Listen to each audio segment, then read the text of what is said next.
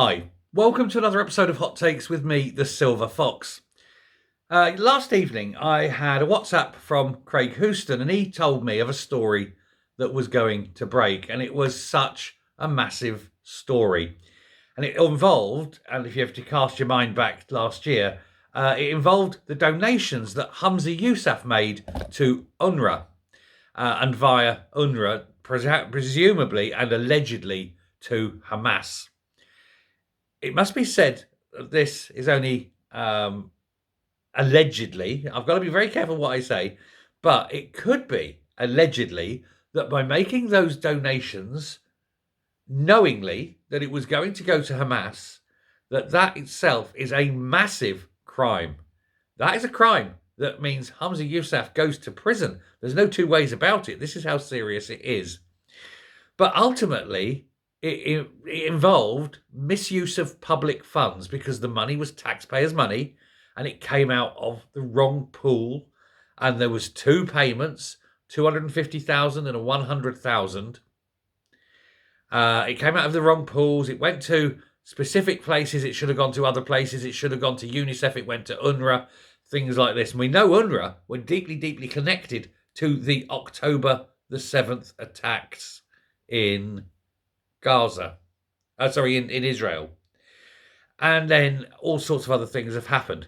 So he's now been warned, Humza Yousaf has now been warned by the authorities that he will now face a probe over this, into this whole series of donations. Now, as I say, this is actually Craig Houston's baby. It's his story. He went first with it. He reported on this. It was he who organised the Freedom of Information. Now, the first one came, it didn't have enough information on there, some, not a great deal, but he worked hard and he got it. And then the second one came through and he's got all this information. Now he's given it to the Daily Telegraph. The Daily Telegraph are running with this story. If you have yet to see this on Craig Houston's channel, go across. Craig Houston Talks To is his channel, and absolutely, positively hit subscribe. Let's give him the rewards for this. His hard work, he's brought this out. I know Craig, we chat to Craig and so forth, but I can't tell you anything other than this story is his baby. I'm just reporting on it, as is many other people now. It's Craig's. Go and sub his channel, please do. Anyway, we get back here. So we have Humza Yousaf. He's obviously the former, and I have a theory as well because he's the former. He resigned, and I've got a theory about the resignation. But anyway, he apparently quit. You see, he quit after apparently losing support over the Greens firing and all this sort of thing. And this was at the time of the Michael Matheson affair and all that. And I actually don't believe a word of it. I think he randomly got rid of the Greens. This is the theory now. I think he randomly, I'm going to have to get rid of the Greens, so that when he resigned after all the things that happened, it can be blamed on him firing the Greens. One only has to look at Sturgeon and think, isn't it suspicious that Sturgeon, out of the blue, resigns and then branch form is announced and she's arrested? It's almost as though she knew in advance she was going to be arrested. Well, I think it's very much the same here.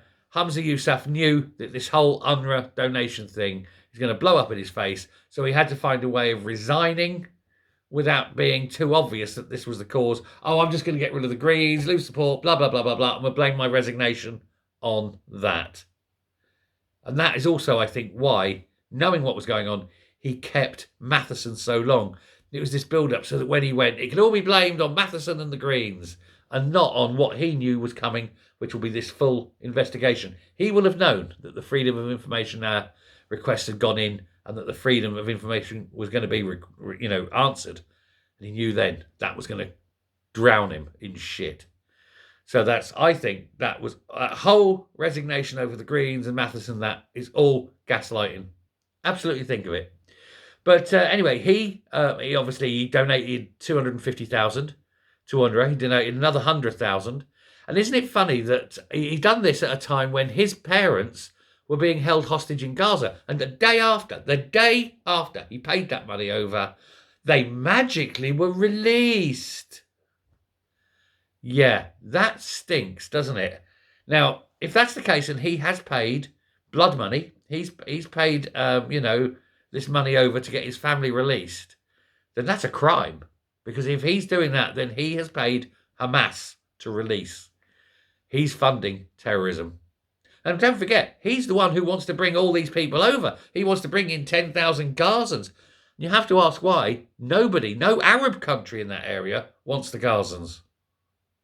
Because they all know how much trouble they are. One only has to look at the border. You think the border between Israel and Gaza was hard.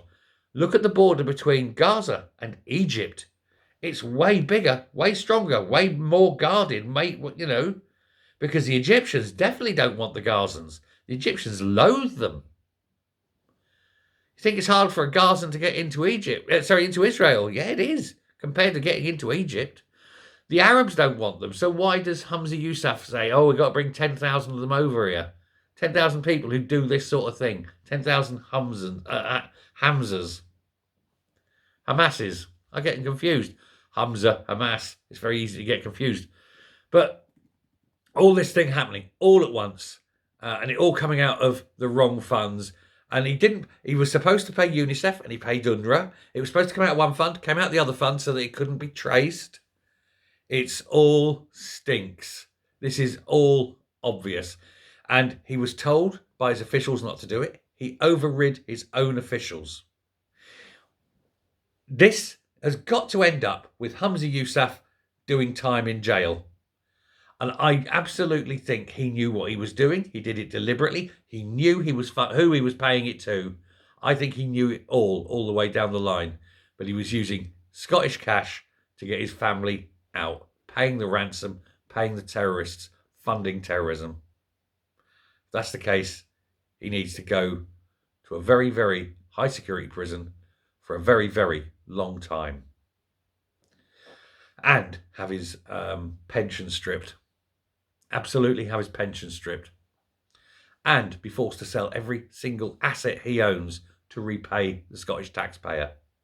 I think that would be fair. Sell all your homes, sell all your property, repay the taxpayer, then go to jail for, 25 years. Is that enough, folks? I think so. Give him 25 years. Unbelievable, isn't it? This is what the SNP voter voted for, is it? A crook, a tourist, and someone who likes hanging around schools and asking 5-year-olds what they think when they touch themselves. That's the last three SNP leaders. What a party. Anyway, I'll finish there. Thank you very much for watching. Do please hit the subscribe button, ring the bell, leave a like, leave a comment. Please share the video. Let me know exactly what you think. I'll speak to you later. Bye.